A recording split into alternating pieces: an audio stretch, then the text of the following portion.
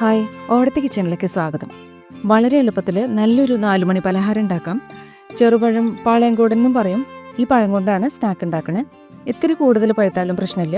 ഏകദേശം 8 പഴം കൊണ്ടാണ് നമ്മൾ നുള്ളി പൊരിച്ചത് ഉണ്ടാക്കുന്നത്. ആദ്യം പഴം നല്ലോണം അരച്ചെടുക്കാം. ചെറുപഴം തന്നെ വേണമെന്നില്ല, ഞാലിപ്പൂവനോ പൂവൻ പഴമോ ഒക്കെ ഉപയോഗിക്കാം ഈ പലഹാരത്തിന്. ചേർക്കുന്ന ഇൻഗ്രീഡിയൻസിലും ചില വ്യത്യാസങ്ങൾ കാണാറുണ്ട്. നല്ല സ്വാദുണ്ടാവുന്ന തരത്തിലും ക്വാണ്ടിറ്റി കാണുന്ന രീതിയിലുമാണ് നമ്മൾ ഉണ്ടാക്കുന്നത്. പഴം ഇങ്ങനെ നുറുക്കിയിട്ട് അടിച്ചെടുക്കാനാണ്. 1/2 ടീസ്പൂൺ ഏലക്കാപ്പൊടി, തൊലിയോടെ പൊടിച്ച ഏലക്കയാണ്. പഞ്ചസാര ചേർക്കാനി ടീസ്പൂൺ കണക്കിനാണെങ്കിൽ ഒരു പഴത്തിന് 1 ടീസ്പൂൺ എന്നുള്ള രീതിയിൽ എടുക്കാം. ഇപ്പോൾ നമ്മൾ 8 ടീസ്പൂൺ ചേർത്തിട്ടുണ്ട്. ഇതിലേക്ക് ഇനി ഒരു കോഴിമുട്ട പൊട്ടിച്ചൊഴിക്കാം. ഒന്ന് പൾസ് ചെയ്തെടുക്കാം. എല്ലാം നല്ലോണം യോജിച്ചിട്ടുണ്ട്. ഇത്തിരി വലിയ ബൗളിലേക്ക് പഴക്കൂട്ട് ഒഴിച്ചിട്ട് 1/4 കപ്പ് അവിൽ ചേർക്കാം. കട്ടിയുള്ള അവിലാണ് എടുത്തേക്കണേ.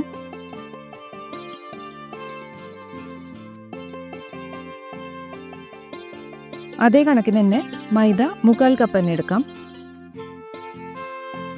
ഇനി എല്ലാം നല്ലോണം കട്ടകളില്ലാണ്ട് യോജിപ്പിക്കാം.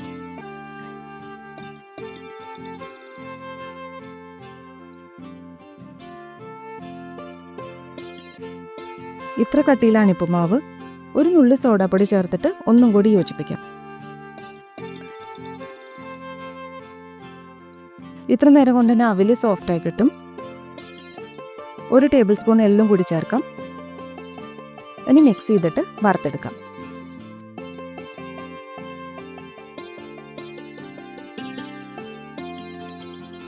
വെളിച്ചെണ്ണ ഒഴിക്കാം. ഡീപ് ഫ്രൈ ചെയ്യാനുള്ളതാണ്, അപ്പോൾ മുങ്ങിക്കിടക്കുന്ന രീതിയിൽ വെളിച്ചെണ്ണ എടുക്കാം.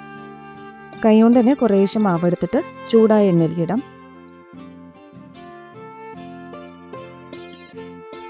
ലോ ടു മീഡിയം ഫ്ലെയിം മതി. കളർ മാറുമ്പോൾ തിരിച്ചു മറിച്ചുവിടാം. അവിൽ ചേർത്തിട്ടുള്ളതുകൊണ്ട് നല്ല ക്വാണ്ടിറ്റി ഉണ്ടാവും ഈ സ്നാക്ക്. ചൂടാറിയാലും ഇതേ കട്ടിയിൽ തന്നെ ഇരിക്കും. സോഡാപ്പൊടി ചേർത്തതുകൊണ്ട് ഇത്തിരി വലുതായിട്ടും വരും. സോഫ്റ്റുമാണ്. ഇനി എണ്ണയിൽ നിന്ന് എടുക്കാം. ഇങ്ങനെ ഓരോ സ്ട്രെച്ചായിട്ട് ചെയ്തെടുക്കാം.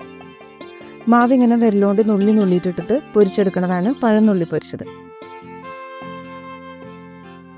എണ്ണയുടെ ചൂട് അഡ്ജസ്റ്റ് ചെയ്യുന്ന രീതിയിൽ ഫ്ലെയിം കുറയ്ക്കുകയും മീഡിയം ഫ്ലെയിം ആക്കുകയും ചെയ്യാം.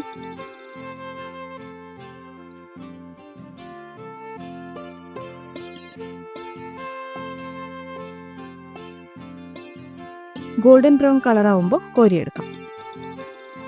അങ്ങനെ പഴം നുള്ളി പൊരിച്ചത് റെഡിയായി. ഉണ്ടാക്കി നോക്കുക. ഇഷ്ടമായ ഓടത്തെ കിച്ചൺ ലൈക്കും ഷെയറും ചെയ്യാം. Thank you.